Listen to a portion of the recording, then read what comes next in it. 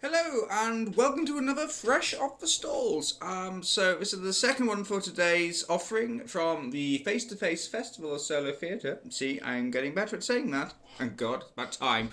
And I've just gotten back from seeing Dierdre Strath's wonderful Betty Has to Go Now. Now, I really wanted to do. The reason I'm doing this from home again is because I had to make trains and stuff. And I thought, like, oh, it'd be wonderful. I can do this in my kitchen. I could be a real homage to Deirdre's piece. But unfortunately, the light bulb's gone. And let's face it, something in this house needs to get blown this week. So it might as well have been that.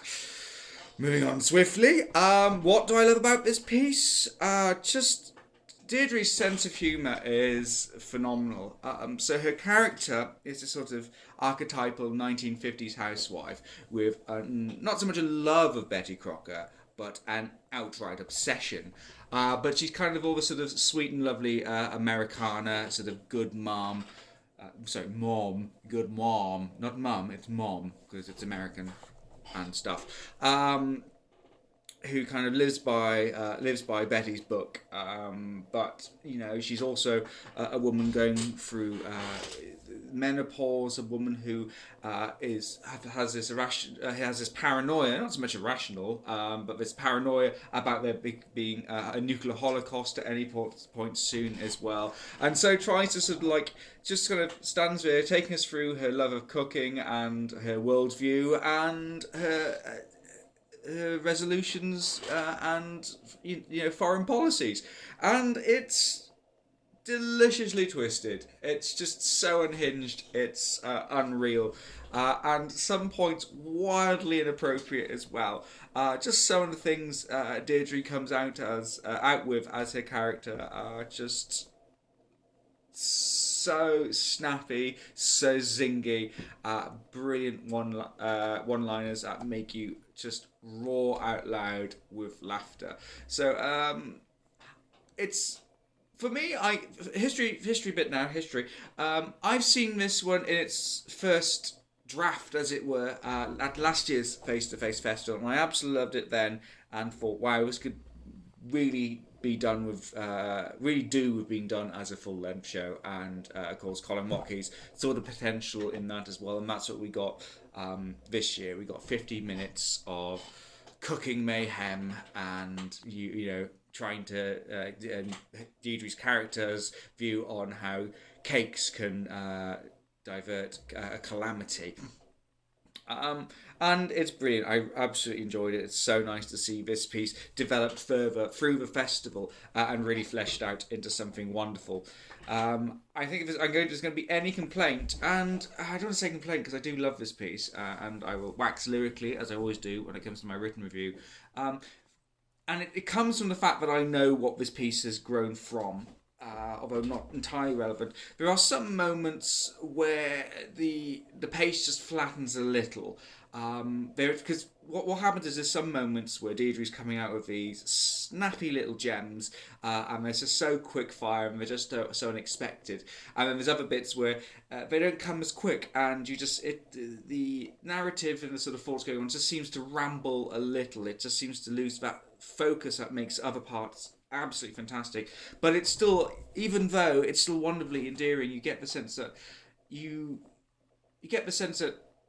the character is a really real and an absolutely wonderful person. You really warm to Deirdre's character. She's absolutely lovable.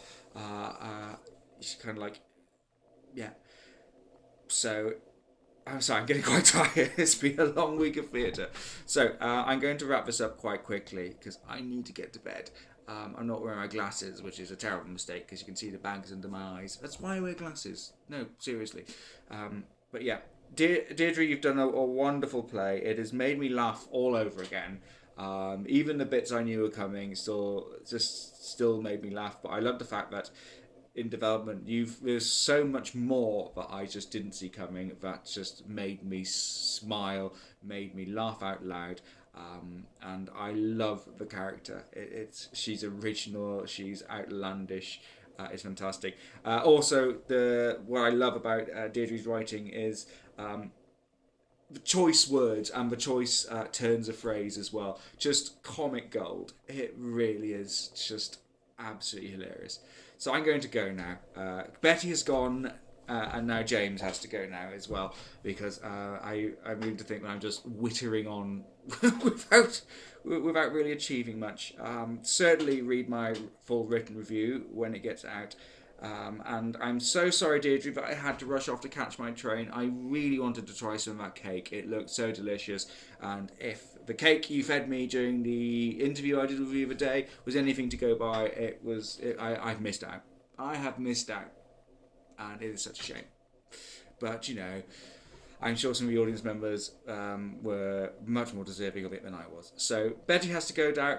Betty has to go now. Brilliant, extremely funny, wonderfully written, a supreme comic character piece. Wonderful interactions with the audience as well. Dierdre really fed off the interaction, really involved them as well. I really want to see this tour. I really want to see this go on elsewhere. I think it would be brilliant in Edinburgh or even at the Camden Fringe, because you know. I did, you know, a few months ago I wasn't shutting up about the Camden Fringe, so why should I be doing that now? It's a piece that has real legs, and it's something I think is everyone should see. And make sure, if you do go to see it, make sure you sit in the first row or so. You will get cake and possibly a cocktail. Or am I giving too much away now? Oh, I don't know. Anyway, I'm going to put myself to bed and smile whilst I'm sleeping. That's how the players left me. Just so funny, so warm, so ridiculous. Oh, just thinking about some of those things again. Anyway, I've witted on enough. Thank you very much, Dierdre, for a wonderful piece and being a wonderful interviewee the other day as well. And do make sure you check out my interview with Dierdre, which is awesome on this channel. So good night.